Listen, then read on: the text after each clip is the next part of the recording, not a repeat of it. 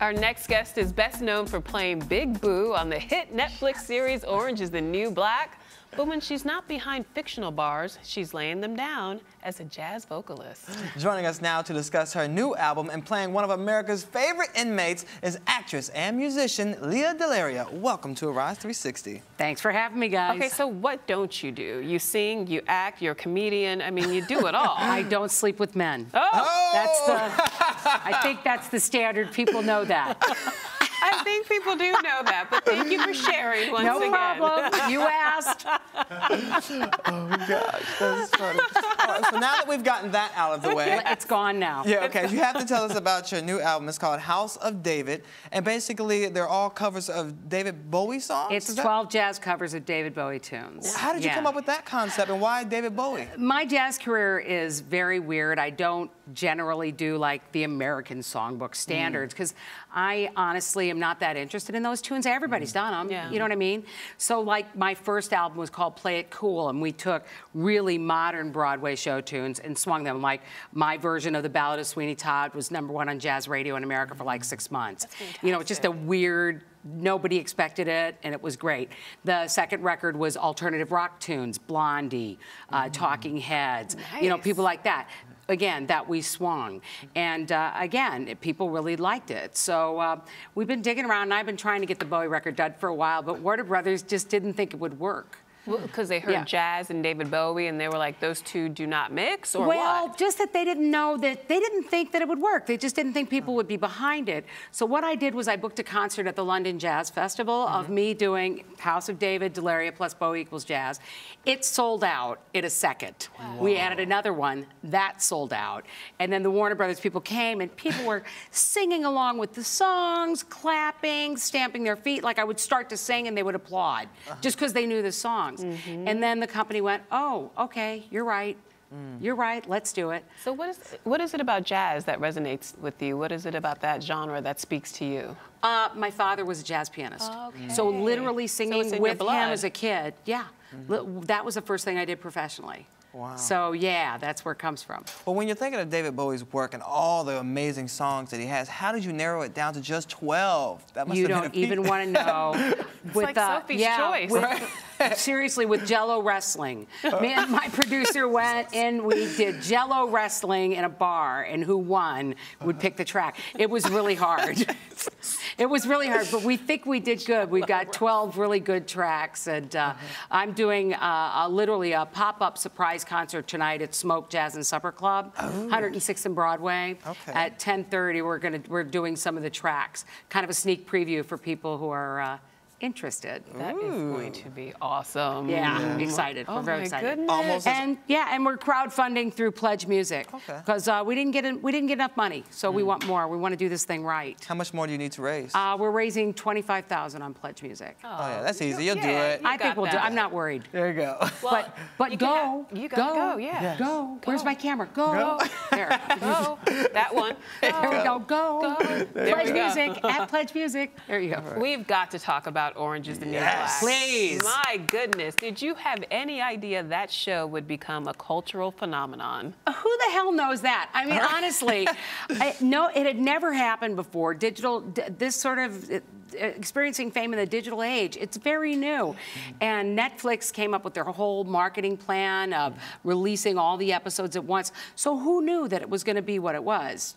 No, we knew we were making something good. We weren't stupid. But, you know, audiences are fickle. You never know what they're going to like, what they're not going to like. Well, how did you get turned on to the project and get the gig? And were you hesitant because you were like, Honey, it's only on the web? it's a show. It takes place in a women's prison. Of course they called me. Look at me. Enough said, huh? Look at me.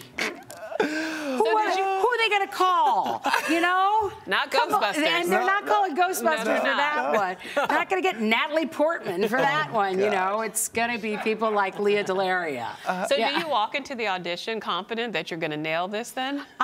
Certain things I feel very confident about, but you know, that's the problem with our industry, because no matter, you'll walk in and you'll go, I nailed it. God, I got that part. And then we've decided to go a different way. That's basically the story of my my autobiography. We've decided to go a different way. That's cute, a different way. I like that. Well, if your life did go a different way and you ended up behind bars for real, how do you think you would fare? Oh, are you kidding? I would own that joint. Yeah? Hell yes. Yeah? I'd find the biggest woman in there and immediately become her bitch. That's my boo, right? So that's your strategy. I thought this was cable.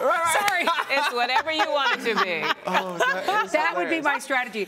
I actually did a comedy, because, you know, I do stand-up. I did a show at a women's prison once where in Framingham in Massachusetts. And I did that. There was a lot of women comics performing, and I went down in the audience. There was a girl there that was as big as a Buick. And I went, if anything bad ever happens to me, I make the wrong life decision, I end up in here, I'm with you. That is a great strategy. She will protect you. Yeah. Yes. I hear that. Absolutely. I think Oh I've got my to try that if I ever end up in prison. Oh, I know. Everybody thinks I'm tough. I'm just a marshmallow. Oh, well, So season 3 just wrapped taping. Yeah. You've seen all the pictures on Instagram. What can we expect? Here's what I could tell you. Tell me This everything. is what I could tell you about season 3. I'm in it. Yes. And it comes out next year. That's what I can Come tell you on. about Nothing season else? 3. A little more. You know what? I think I can do this. I think I can say this without getting fired. I believe that we all think it's the best season yet. Really? Yeah, we've discussed it. Everyone's very, very pleased with it. Yeah. Oh, that's so great. So Yeah, do you- we're all feeling very good about how good season 3 is. do you sit and watch them all back to back, or do you spread them out so you can, you know, delay? Yeah, are you a binge watcher This like is us? so embarrassing. Bars over my eyes. I binge watch my own show. That's yes, great. I do. I love that. Yes, I have do. to. I binge watch it. Well, the problem is all my friends watch it, so they're Yeah. binge watching it too. So if I want to watch the premiere or anything with my friends, I'm watching 3 or 4 episodes. What's Gotta been your do it. favorite episode so far? We each have our own, Yes. but tell us For yours. me? Yes. Oh, it's got to be the screwdriver episode. There's no 2 ways about it. Yeah. Oh, yeah. Pretty good. That was pretty good. But the daggering was also fun. The big dance number I did in season 1 Right. was That kind of cute. fun too. That was Right. awesome. And everything I do with Natasha Lyonne.